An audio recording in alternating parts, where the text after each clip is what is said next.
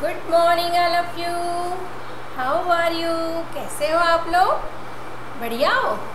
Very good. तो हमारे दिन की शुरुआत कैसे करेंगे? ईश्वर को धन्यवाद देके सभी अपनी आंखें बंद करें, हाथ जोड़ें और मैम के साथ दोहराएं।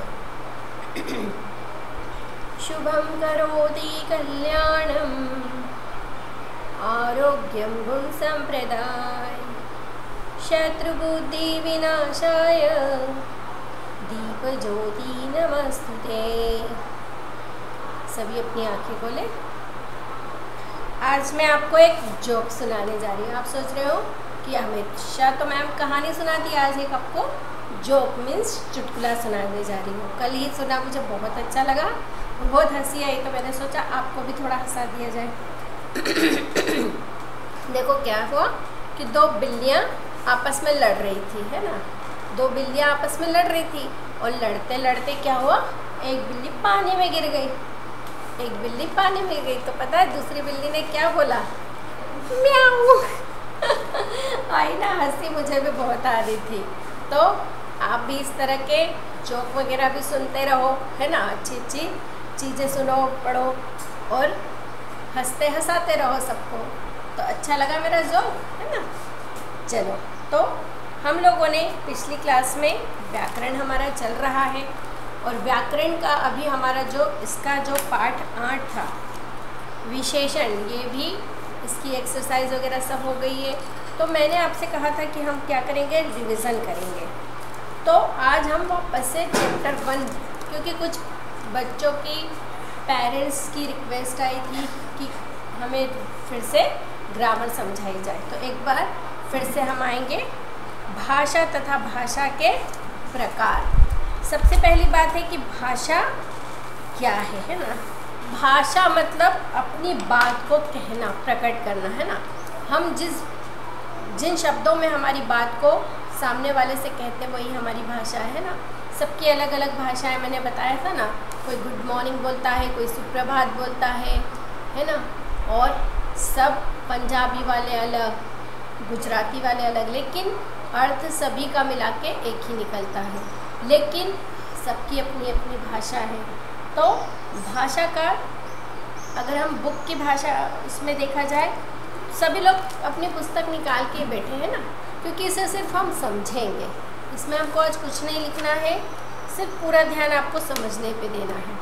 तो भाषा का शाब्दिक अर्थ है कहना, प्रकट करना, बताना, है ना। अपनी बात को कहना, प्रकट करना, बताना अपने शब्दों को। तो भाषा शब्द भाष धातु से बना है। इसका अर्थ है प्रकट करना, अपने विचारों को प्रकट करना, है ना, बोलने के माध्यम से। तो इसकी हम जब परिभाषा देखते हैं ना पुस्तक की भाषा में, तो भाषा वह साधन है जिससे हम अपने मन की बात बोलकर, लिखकर दूसरे तक पहुंचाते हैं ना, पढ़कर। तो ये क्या हुआ, एक भाषा का माध्यम हुआ। कैसे? बोलकर, लिखकर, है ना, पढ़कर। अब क्या होता है कि जैसे आप लोग अपनी टीचर से बात करते हो, मम्मी से बात करते हो, तो आपको आपकी मम्मी जो बोलती है, आप अपनी मम्मी को जो भाषा में बोलते हो, तो वो क्या हुआ, बोलचाल की भाषा होती है। उसे बोल के आप बताते हो, है ना। आपके टीचर क्या करते हैं, बोर्ड पे लिखते हैं, है ना। जैसे अभी हम लोग कौन सा टॉपिक समझ रहे हैं, पाठ 1, भाषा के प्रकार। एक मिनट।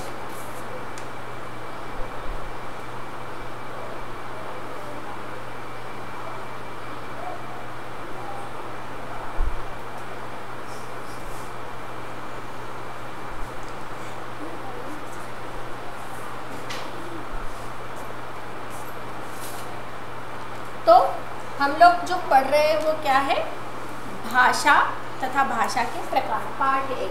इसे सिर्फ हम क्या करेंगे, समझेंगे, लिखेंगे नहीं, है ना। पार्ट 1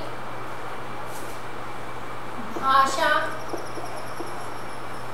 तथा भाषा के प्रकार,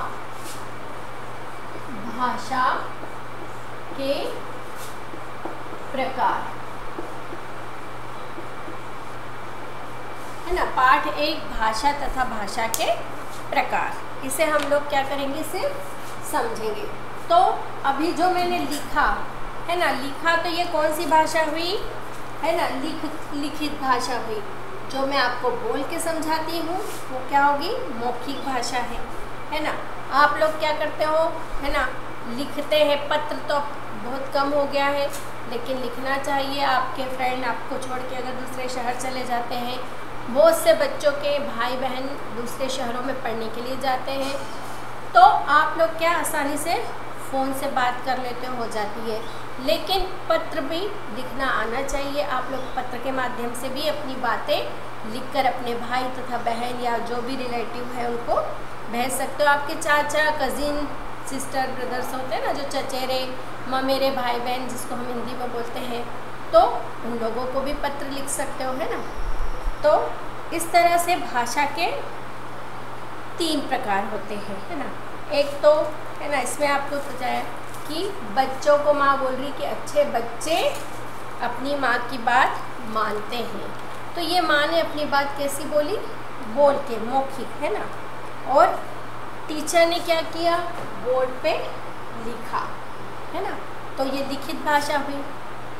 फिर हम लोग देखते हैं ना कि प्रिंसिपल सर असेंबली में बोलते हैं, है ना, माइक पे बोलते हैं ना, तो वो क्या होगी, वो भी उनकी मौखिक भाषा हुई। बोल करके वो हमें समझा रहे हैं। तो इस तरह से हम देखते हैं कि भाषा 2 प्रकार की होती है, मौखिक, लिखित, और एक और होती है सांकेतिक। सांकेतिक यानी संकेत के द्वारा, इशारे करके हम बोलते हैं कि यह बोर्ड है ना।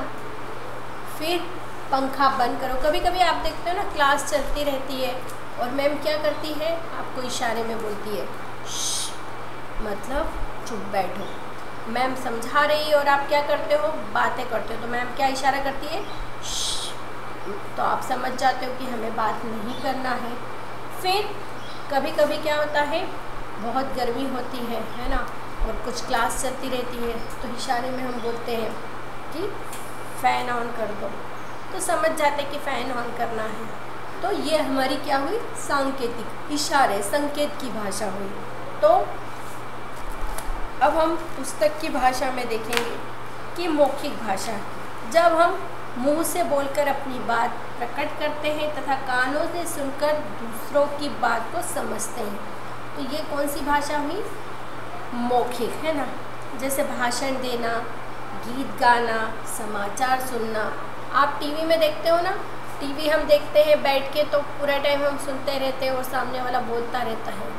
तो इस तरह से हो रहा है, वो बोल के अपनी बात समझा रहा है और हम क्या कर रहे हैं, सुन के समझ रहे हैं, है ना।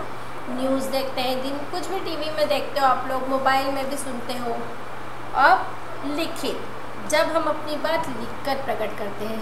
कभी कभी क्या होता है कि गुस्सा भी हो जाते हैं ना हम लोग अपनी मम्मी से, तो हम क्या कर देते हैं, एक सॉरी का पेज बना लेते हैं। करते हो आप लोग, नहीं करते हो तो करना चाहिए।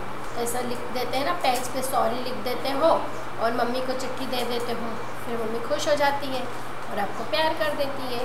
तो ये हमारी लिखित भाषा हुई, है ना, कि जब हम लिख कर हम अपनी बात प्रकट करते हैं और दूसरों और पढ़कर दूसरों की बात समझते हैं, है ना। जैसे आप लोगों को मैम कभी कभी कुछ लिखने के लिए देती है कि अपनी माँ के ऊपर 5 वाक्य लिखिए, तो आप लिख के बताते हो, फिर मैम पढ़ती है तो मुझे आपके बारे में पता चलता है कि आप अपनी माँ के बारे में क्या सोचते हो, है ना।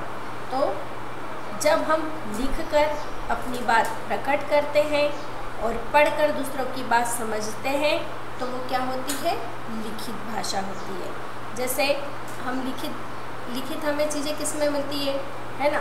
एक तो हमारी पुस्तक होती है, फिर हमारे घर समाचार पत्र आता है, इसमें क्या होता है, सब लिखित चीज़ें होती है। फिर पत्र, जैसे मैंने कि बताया कि चिट्ठी पत्र होता है ना, जिसमें हम अपनी बातें लिख सकते हैं और अपने भाव लिख सकते हैं और दूसरों को बता सकते हैं, है ना। कभी कभी आप लोग क्लास में भी लिख के करते हो ना, कि जब मैम बोलती है, संकेत करती है चुप बैठो, तो आप लोग क्या करते हो, चिट्ठियाँ लिखना शुरू कर देते हो, है ना। एक दूसरे को चिट्ठी पास करते हो, आपको लगता है मैम को नहीं पता चलता है और फिर मैम को पता चल जाता है। करते हो ना आप बच्चे, हर क्लास के बच्चे की आदत होती है। तो आप भी क्या कर रहे हो, लिखित में अपनी बात दूसरे को बता रहे हो, तो ये कौन सी भाषा हुई, लिखित भाषा हुई, है ना, जो आप लिख करके देते हो ना चिट्ठियाँ एक दूसरे को।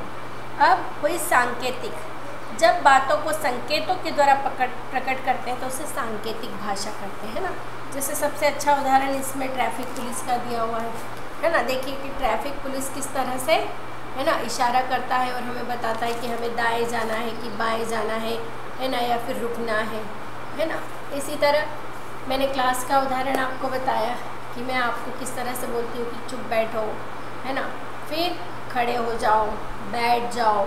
कभी कभी क्या होता है बीच बीच में वॉशरूम आप चले जाते हो तो मैम पढ़ाती रहती है और आपको बीच में, क्यों मैम ऐसा करती है आपको पता, और बीच में बोलती है, आप बीच में पूछते हो तो मैम बोलती इशारा कर देती है ना। लेकिन आप लोग क्या करते हो, मैम के इशारे को देखते ही नहीं हो। मैम पढ़ाते वक्त अपनी पढ़ाई को डिस्टर्ब नहीं करना चाहती, है ना, और एक क्या होता है, एक लिंक बन जाती है और लिंक को तोड़ना नहीं चाहती है।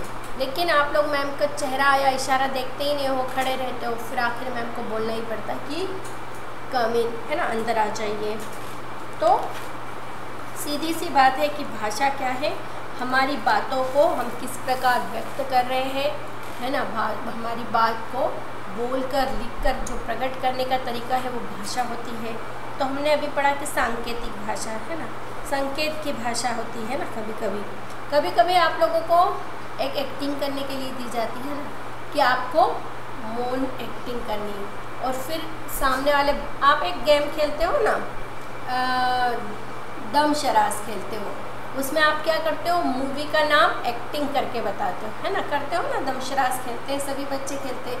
तो उसमें आप क्या करते हो, एक बच्चा एक बच्चे के कान में क्या कर देगा, एक फिल्म का नाम बता देगा, और फिर वो बच्चा उसे क्या करेगा, जज करता है, वो एक्शन करके बताता है और वो सामने वाला। तो ये भी क्या हुई, संकेत की भाषा हुई, है ना। खेलते होंगे सभी बच्चे ये वाला गेम खेलते हैं। तो बेटा भाषा क्या है और भाषा के प्रकार, आप क्लास छोटी 1 सेकंड में हो तो आपके हिसाब से इतनी चीज़ें ही काफ़ी है कि भाषा क्या है। तो भाषा का हमने जो बताया कि शाब्दिक अर्थ है कि प्रकट करना, बताना, अपनी बात को व्यक्त करना, है ना। और भाषा वह साधन है जिससे हम अपनी मन की बात बोलकर, लिखकर तथा संकेत के माध्यम से, है ना, संकेत के माध्यम से एक दूसरे को पहुंचाते हैं। तो वो क्या होगी, भाषा हुई। और भाषा में हमने पढ़ा कि भाषा 3 प्रकार की होती है ना। पहली तो होती है मौखिक, जिसे हम बोलकर तथा सुनकर समझते हैं। दूसरी होती है लिखित, जिसमें हम अपनी बात लिखकर दूसरों तक पहुंचाते हैं, है ना, या फिर पढ़कर हम समझते हैं। और तीसरी होती सांकेतिक, जिसमें हम संकेत के द्वारा एक दूसरे की बातों को समझते हो। क्लास में भी आप लोग एक दूसरे को इशारा करते हो ना, इधर क्लास चलती रहती है, फिर आप बोलते हो कि पेन है क्या, पानी दे दे मुझे। तो इस तरह से सांकेतिक भाषा आप लोग यूज़ करते हो, लेकिन आपको ये नहीं पता था कि ये भाषा का प्रकार है ना। क्यों? क्योंकि आप ग्रामर अभी नहीं पढ़ी थी तो आपको पता नहीं था। तो भाषा के शुद्ध रूप को जानने तथा समझने के नियमों को, संकलन को ही क्या कहते हैं, व्याकरण कहते हैं, है ना।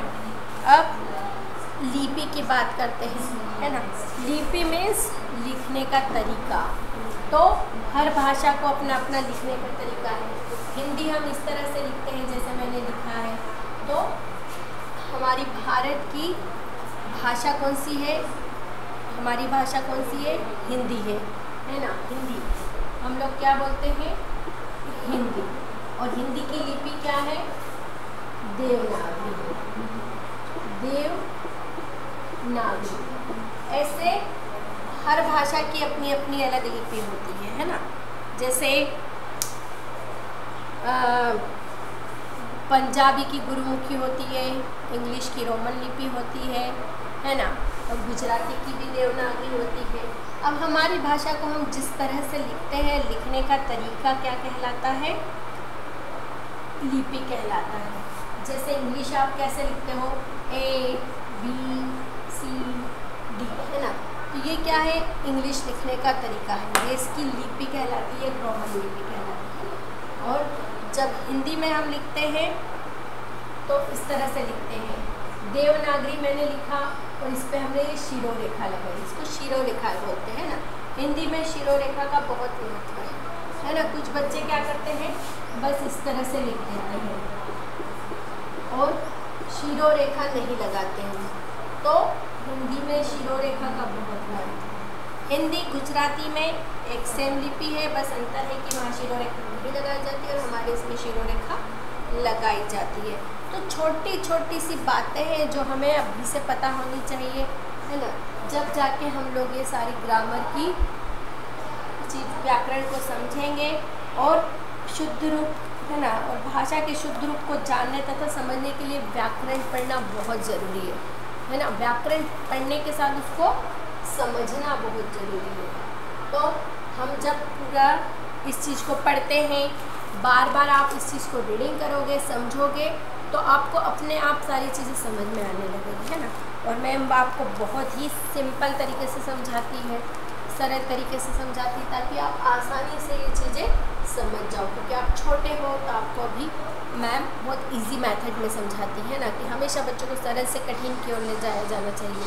तो आपको मैं हमेशा सरल तरीके से बताती हूँ, आपके ही उदाहरण देके आपको समझाती हूँ, है ना। आप जो जो एक्टिविटी आप जो जो करते हो वो ही आपको बताती हूँ, तो आपको तुरंत वो बातें समझ में आ जाती है ना, जल्दी समझ में आती है। अब हम देखेंगे हमारे यहाँ भारत में राज्य अलग अलग राज्य है और अलग अलग राज्यों में अलग अलग भाषाएं बोली जाती हैं। भाषा के प्रकार मीन्स अलग अलग भाषाएं, है ना। पंजाबी लोग पंजाबी बोलते हैं, है ना। गुजराती लोग गुजराती भाषा बोलते हैं। फिर उत्तर प्रदेश में हिंदी बोली जाती, खड़ी हिंदी बोली जाती है वहाँ पे, है ना। आप लोग देखोगे ना, हिंदी का भी अलग अलग तरीक़े से बोली जाती है ना। हमारी हिंदी अलग तरीके से हम बोलते हैं। उत्तर प्रदेश में जाओगे तो वहाँ की हिंदी अलग सुनने को मिलेगी आपको। उड़ीसा में उड़िया भाषा बोली जाती है। उड़ीसा में क्या बोली जाती है? उड़िया भाषा। फिर असम में असमिया बोली जाती है। असम में कौन सी भाषा बोलते हैं? असमिया। पंजाब में पंजाबी, गुजरात में गुजराती, पश्चिम बंगाल में बांग्ला भाषा बोली जाती है। तो हर राज्य की अपनी अलग भाषा होती है और वहाँ पे अलग राज्य में भाषा के अलावा कई बोलियाँ भी बोली जाती है। जैसे हम लोग कहाँ के रहने वाले हैं? निमाड़ के, और हमारी बोली क्या है? निमाड़ी। मालवा में कौन सी बोली बोली जाती है? मालवी बोली। तो ये बोली कहलाती है। और भाषा एक राज्य की होती है और बोली क्या होती है? एक स्थान विशेष की होती है। तो बोली और भाषा में अंतर आपको समझ में आया होगा। हम लोग निमाड़ी हैं, निमाड़ में रहते हैं। बहुत सारे लोग बाहर से आते हैं ना, आपकी क्लास में आप देखते हो ना, अलग अलग जगह के बच्चे आते हैं। कोई पंजाब से आता तो वो पंजाबी बोलता है ना। कोई गुजरात से आता गुजराती बोलता है, और कोई हमारा कन्नड़ से आता है तो तेलुगु वगैरह भाषा बोलता है।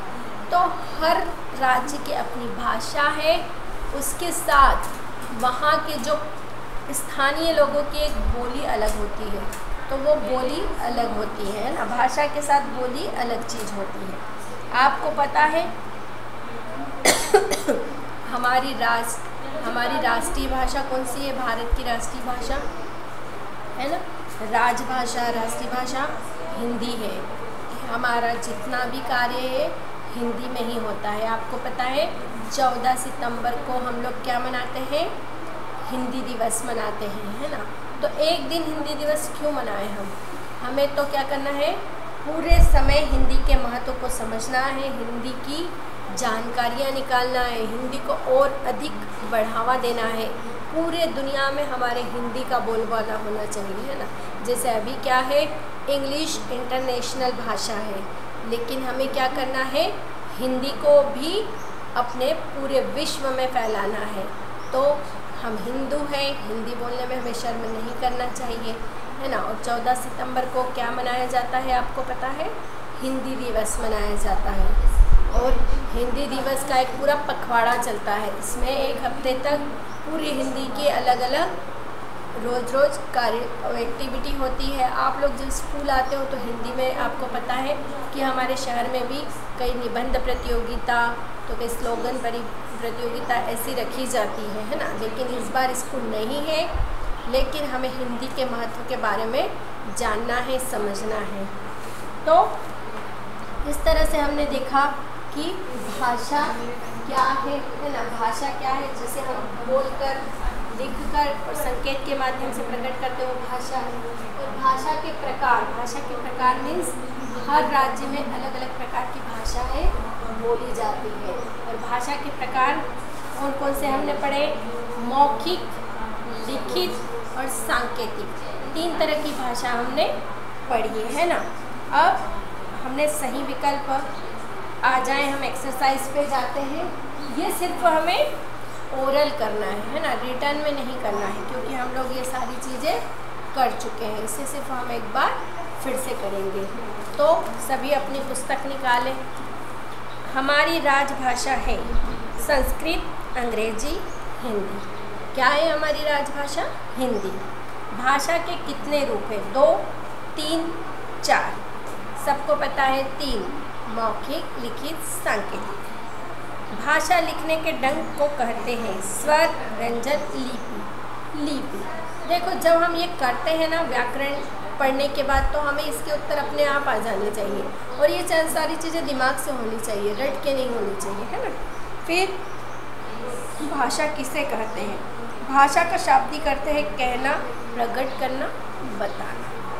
भाषा कितने प्रकार की होती है? भाषा 3 प्रकार की होती है, मौखिक, लिखित, सांकेतिक। लिपि किसे कहते हैं? भाषा को लिखने का ढंग लिपि कहलाता है। अब हम आएंगे रिक्त स्थान पर। सभी अपनी पुस्तक खोल के रखें। ये सब आप लोगों के लिए ही मैं करवा रही हूँ। आप लोगों की रिक्वेस्ट आई थी कि एक बार हमें ग्रामर फिर से समझनी है, तो सभी लोग ध्यान दें। मन की बातों को दूसरों तक पहुँचाने का साधन है भाषा। ख, मुंह से बोलकर विचारों को प्रकट करना मौखिक भाषा कहलाता है। अपने विचारों को लिखकर प्रकट करना लिखित भाषा कहलाता है। जिन बच्चों ने नहीं किया था वो सुनकर अब करें, क्योंकि अब मैम फिर से नहीं करवाएगी। हिंदी भाषा की लिपि देवनागरी है।